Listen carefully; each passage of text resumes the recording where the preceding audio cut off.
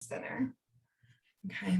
And it looks like Kristin just got the meeting to start recording, and we'll have the live transcription option available. Okay. So if you want to see the live transcript, you can turn that on in the Zoom. Okay, so I guess what we'll do first is a quick introduction of each of the presenters. And then if you want to give us a little bit of information about you in the chat, I would like to see where you guys, what schools you're in, and if you have any specific questions for us. So my name is Sarah Humphreys. I am one of the assistant directors at the Student Disability Access Center. Okay. So Kristin, can you do a little introduction? Sure. Hi, everybody. Good and happy Wednesday to everybody. I am Kristin Roush, and I am a deaf and hard of hearing coordinator here at the university. I actually have been at the university for a few years. My background is in audiology, and but I have transitioned over to this role here within SDAC back in the spring, but now full time here. So welcome. Thanks for everybody for joining. All right, and Martina. Hi, I'm Martina Syvantek. I'm SDAC's Assistive Technology Specialist, which means that, of course, whenever I present, the technology breaks down in fun and exciting new ways. And I've been working for UVA since January of this year, which means I haven't actually been in my on-campus office ever, really.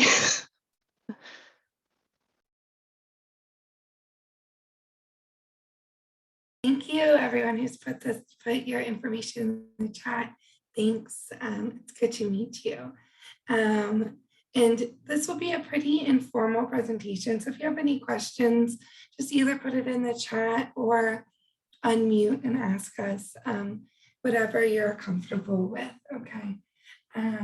I'll have Kristin start telling us a little bit about captioning. It seems that Martina's having issues with the PowerPoint, so we can just not use the PowerPoint and talk about it, or once the PowerPoint's up, we can use it too, whatever works, okay? Thank you, Kristin. Sure, perfect.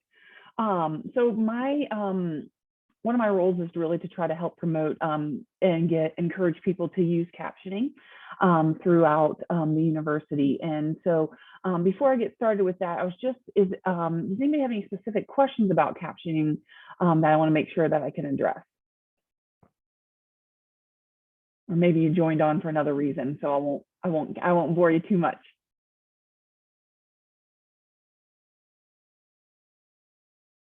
Well, if you do, please feel free to put that in the chat. Great question, Emily. Is captioning mandatory? Captioning is mandatory if it's a disability-related accommodation has been requested. It is also,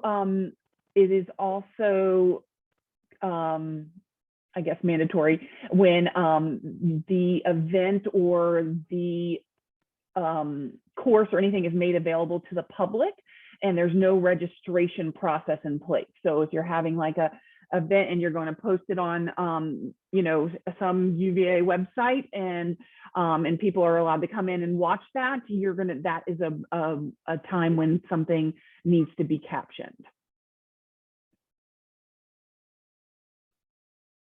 Sorry, Emily, thank you. Does UVA offer signing? So do you you mean American Sign Language? Is that correct? Yes. Awesome. Okay. So typically with American Sign Language, that's definitely a disability related request, and oftentimes people who are deaf and use American Sign Language as their main mode of communication will request that accommodation. We don't typically have the resources to provide ASL at all events and all things, but if the event is relatively large, we definitely recommend having that ASL interpreter present. Typically large meaning greater than 250 people and open to the public again. So any deaf person who wants to attend, just like a hearing person wants to attend, they can attend, and that ASL interpreter would be there.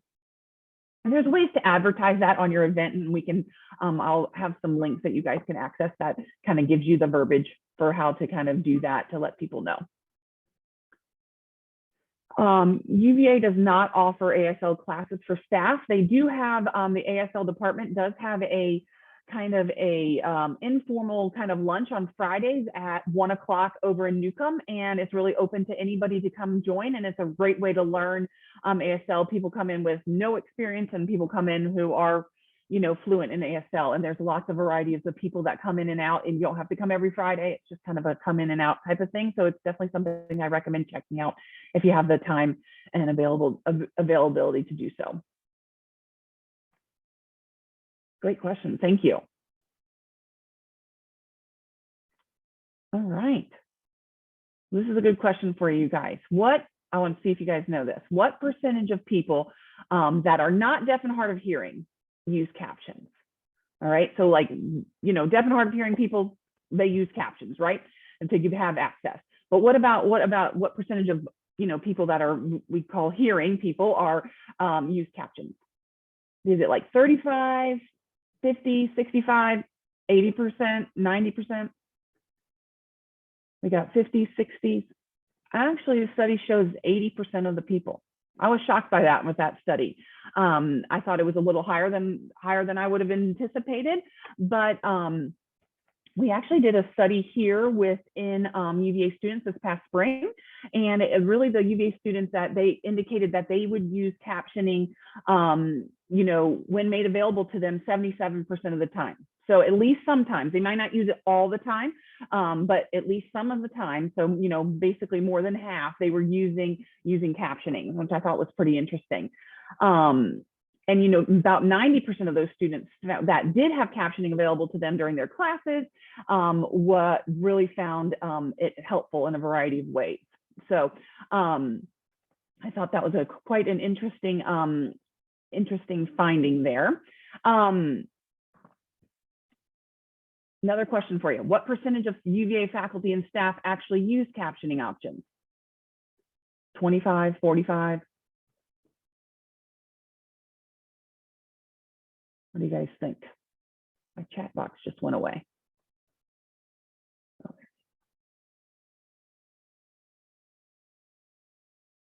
All right, so actually about 45% of the faculty and staff have used some form of captioning options at some time. Let's see, Martina, I am down a little ways there.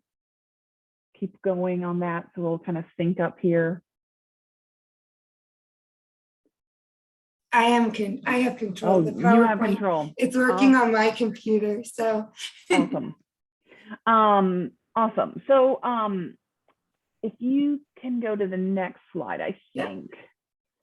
Yep. So just again, this kind of answers Emily's questions, but we're legally required again when it's a disability related accommodation, and also you know, and that can be a variety of things. So students would come to SDAC, faculty and staff, you guys would go to the office of ECOR and request workplace accommodations. And then, you know, if people, even interviewees that need that, they would kind of contact our ADA coordinators and doing so. But really, captioning is really part of that universal design and best practices. And so I just like to hit home, there's lots of reasons why we use captions, not just for the deaf and hard of hearing. You know, it really can increase engagement, increases accessibility for sure. A lot of people benefit it with, you know, English as additional language speakers or somebody who has auditory processing. Having those captions is really can be quite helpful. Next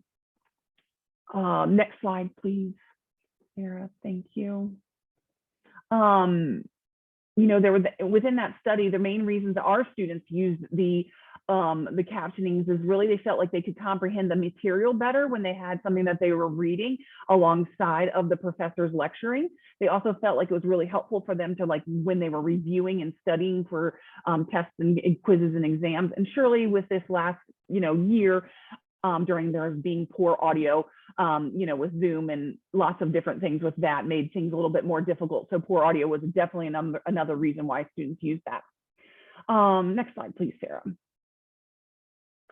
So I did want to just quickly, briefly touch base about different terminology. So there is the terminology among the captioning world can be a little bit crazy.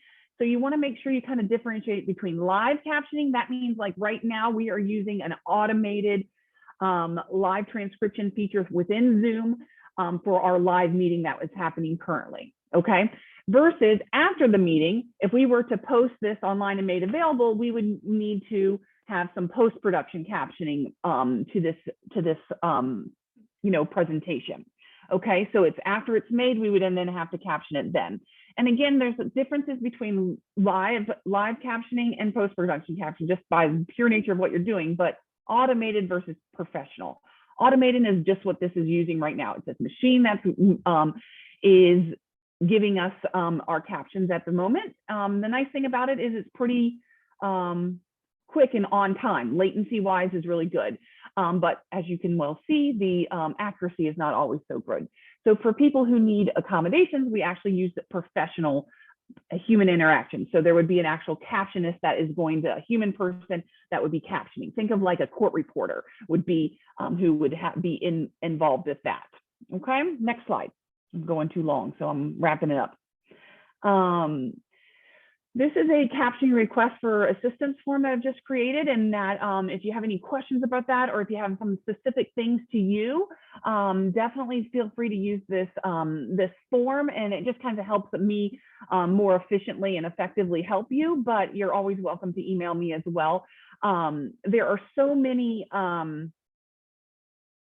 applications and varieties of ways things think and how we should do it depending on the situation and what might work best. And that's where me and our office are here to help with that.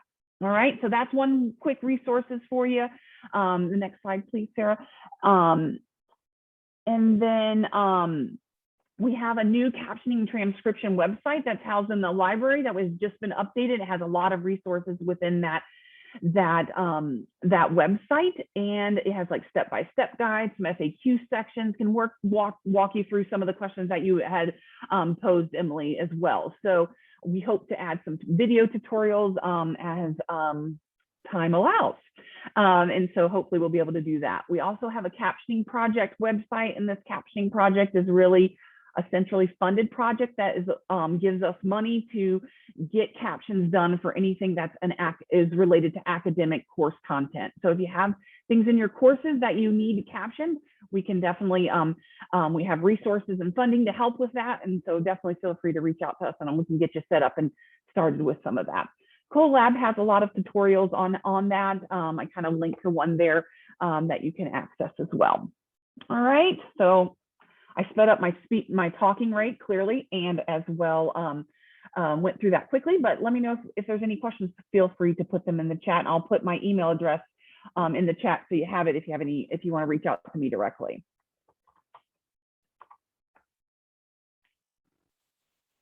Great, thank you, Kristin. Does anybody have, we can take a moment if you have any questions for Kristin now, and then Martina and I will talk about some of the different accessibility apps we have available for students with disabilities and for all students. Okay, so I'll give a second to pause and see. We can certainly send out a copy of the PowerPoint. At the end, I'll ask for email addresses, and we will send it to you guys after this meeting. Okay. All right, I'll give just a second before we move on. Oh, it looks like I don't have the most updated version of this PowerPoint, so there might be a couple of little mistakes like the position on this one, but that's okay. We'll work through this together. So what Martina and I are going to talk about is some of the different accommodations you might see. I know we have some professors and some faculty that are not professors. So this is just some information about what you might see students using in class. One accommodation we have is the permission to record lectures, or the permission to access the audio recordings. So students do this in a couple of different ways. There, we have a smart pen that students can use, that they will write their notes on a special paper, and it will record to the pen. So then what happens is you will then upload that your handwritten notes to your computer, and then the student will have both the audio recording and their handwritten notes digitalized. Another example of this is Otter. And some of you guys probably have recognized Otter. A lot of podcasts use it, and it's used for quite a few things. But what Otter does is it records the class, but also does a live transcript. Okay, so it's similar to what Kristin was doing with some of the automatic captioning, which Otter is actually the same company that does the automatic captioning for Zoom. It's the same software, but so it does an automatic transcript. We have limited resource license of Otter for all students.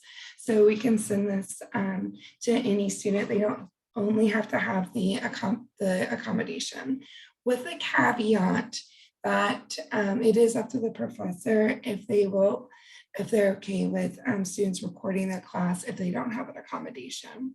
Okay. And I'm going to quickly go through some of these, but feel free to stop me if you have any questions about the specific licenses. Okay.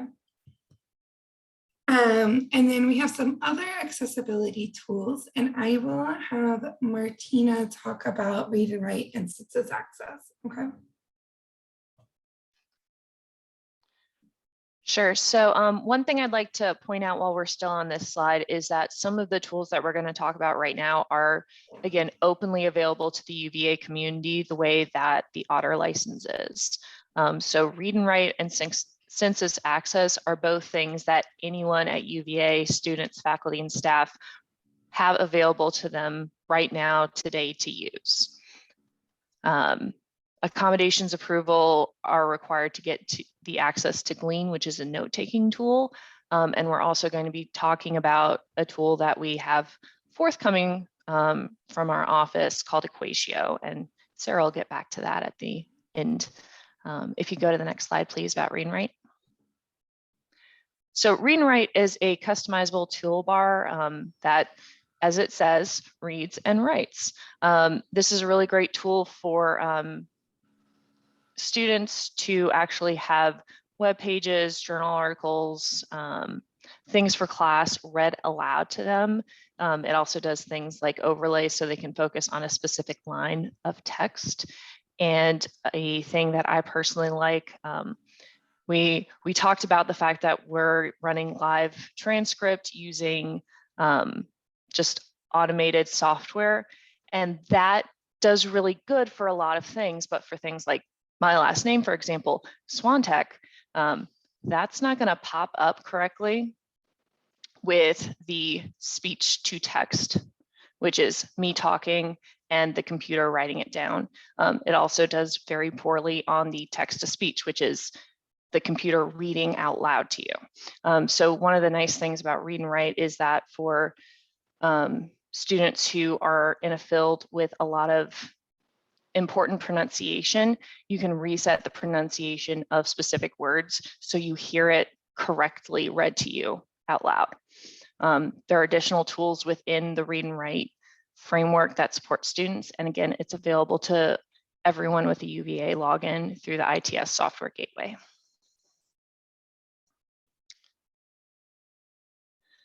Census Access is another tool that's freely available, this time through the library's website.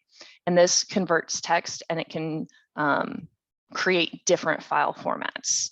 So you can upload text in a text box, or you can upload a file. And based on what the original file format is, you can select different versions. So you can upload a journal article and have it email you a MP3 format that you can listen to in your car on a run, as an alternative way of reinforcing some of that class learning.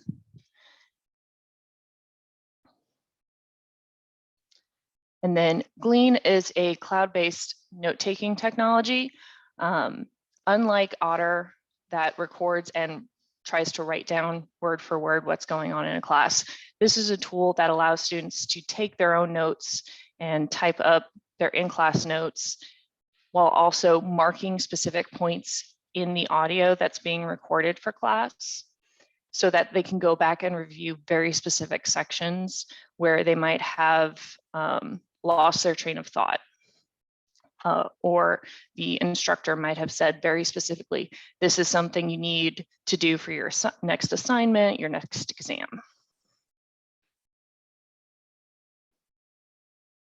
And then Sarah, if you want to finish us up. Yeah, so we are really excited that we'll be able to hopefully have Equagio in addition to some of our other applications. So what Equagio does is it is a software that helps make math and science accessible. So it will, you can handwrite, if you're using a tablet, some equations, and then it will go and then it will make it into text. It also is an easier way to listen to some of the functions and I guess functions is just one example of math. So typically, if you're using a text-to-speech software, it will say the equations how it's typed. So it might say F parenthesis X equals, and that can just get really confusing. So Equagio recognizes it as an equation, and it will read it using the same wording that you probably would if you were talking about it. So it's going to be an interesting addition for our students who are in science and math courses. There is a math integration, a chem, and a physics, I believe. So there will be some really good options here. We are still finalizing this product, so it's not quite ready for the university yet, but just be on the lookout for some information about this. It should be updated on our website once we have full access to this app. Okay. All right. So I think that's everything with our PowerPoint. So, okay, good question, Jennifer. This is something that we are still working on. The goal will be that we can use this publicly for any student who needs this. At this point, we are just working on some finalizing of this. My first priority is to get students with accommodations using Equagio, and then once we do our small pilot program with that, we will try to get access for both professors, because we do have professors in science and math, and this program is used in K-12, so I think it would be really helpful for the education school to use it as well.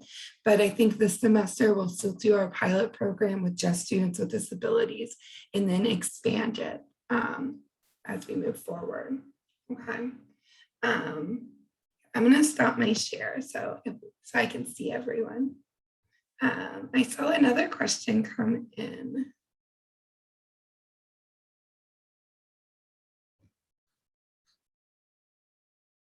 For the translating, so read and write does work with different languages. It works with quite a few different languages. So this is helpful for students who like to listen to text to speech. As with English, it is a computer doing the translation, so it doesn't always use the right accent or anything like that. So I don't typically recommend using read and write for first year to people that are really just learning the language, but it is a really good resource as well. Yeah. All right, any other questions?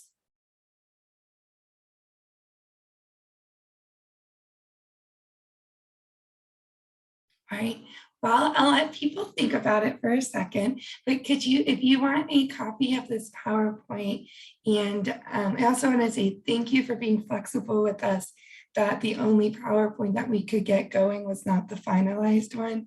So we will send you the finalized PowerPoint at the end. But if you want a copy of it, just put your email in the chat and I'll send it to you later today. All right. All right, Kristin, do you have anything you want to add about any of this? I do not. I don't have anything specific, but I'm definitely happy to stay on if anybody wants to ask me a specific question about their situation. Emily, it sounds like you might have some specific things that you guys are trialing, and I'm happy to listen into that if you'd like to stay on, or anybody else as well. So thank you all for attending. We were nervous no one was going to be here, so thank you. Okay, Jessica, I see a question. They're asking us, they are a requirement for having descriptions of what's happening in the video as opposed to just a transcript. So typically we only ask for this if we, as an accommodation, this would be a described video. And if you're not familiar with described videos, it's typically for somebody who is blind and they cannot see what's happening on the screen. I sometimes will do a demonstration of this, but instead I'll just give you homework. Is if you have Netflix, it's really interesting to see, to choose the described video option. It's available on all of the Netflix versions. So if anything that's a Netflix brand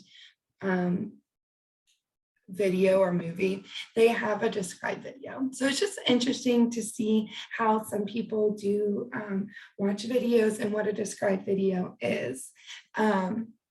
Yes, and it's interesting just how it works. Another good one is The Nightmare Before Christmas, so that we have some good examples of that. But we typically don't, we will reach out to you if you have a student who needs that in your class, and we will send that information to you. We have vendors who can make described videos if that is something that you need for a student in your class. Okay. All right. Yeah, so we'll keep this open for a little bit. Please just let us know if you have any more questions. Okay. And I see the request of the PowerPoint coming through. So I'm going to save the transcript and send it to you guys. All right. Thank you. Thank you very much. Thank you.